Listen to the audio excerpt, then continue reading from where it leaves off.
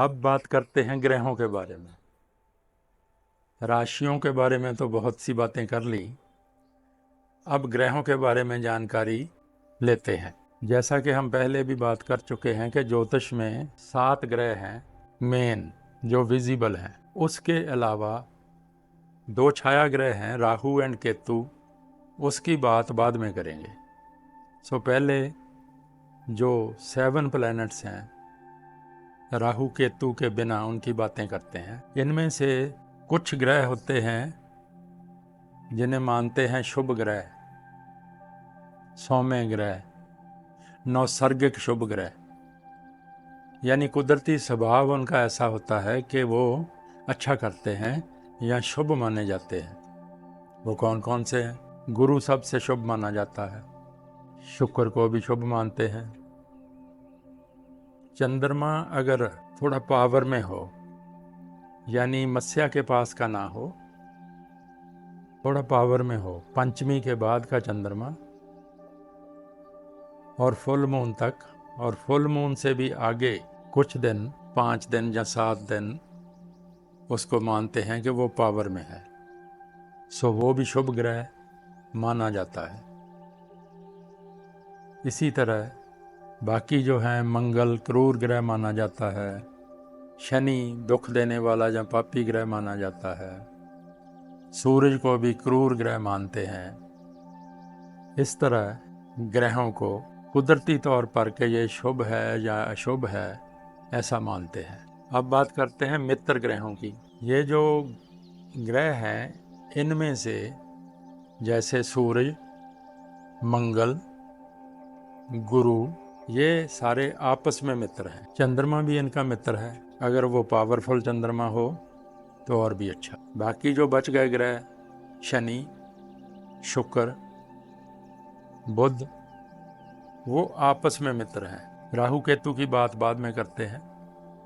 Rahu and Ketu वो भी क्रूर ग्रहों में आ जाते हैं। इसके आगे हम बात करते हैं अस्त ग्रह, इंग्लिश में बोलते हैं कॉम्बस्ट।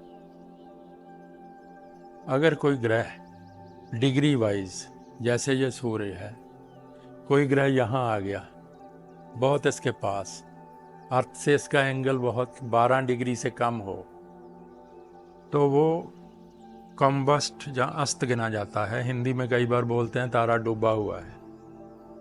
इसका बहुत महत्व है क्योंकि उसकी पावर नहीं रहती। अस्त ग्रह को अगर एक्सप्लेन करना हो तो ऐसे कर सकते हैं कि मानो ये 1000 पावर का एक बल्ब है, इसके पास में एक कैंडल रख दी। जितना ये कैंडल नज़दीक होगी, इसकी रोशनी दूर बैठे इंसान को कैंडल नहीं दिखेगी। इसी तरह सूरज के जब कोई ग्रह पास होता है ना, ज़्यादा पास, तो उसकी रोशनी काम नहीं करती, मध्यम पड़ जाती है। उसको बोलते हैं कि तारा डूबा हुआ है या अस्त है। जैसे जैसे वो डिग्री वाइज डिस्टेंस उनका 12 डिग्री से बढ़ जाता है तो बोलते हैं तारा अब उदय हो गया, वो प्लेनेट अब राइज कर गया। इसी तरह ग्रहों की अवस्था होती है। किसी भी साइन में अगर कोई ग्रह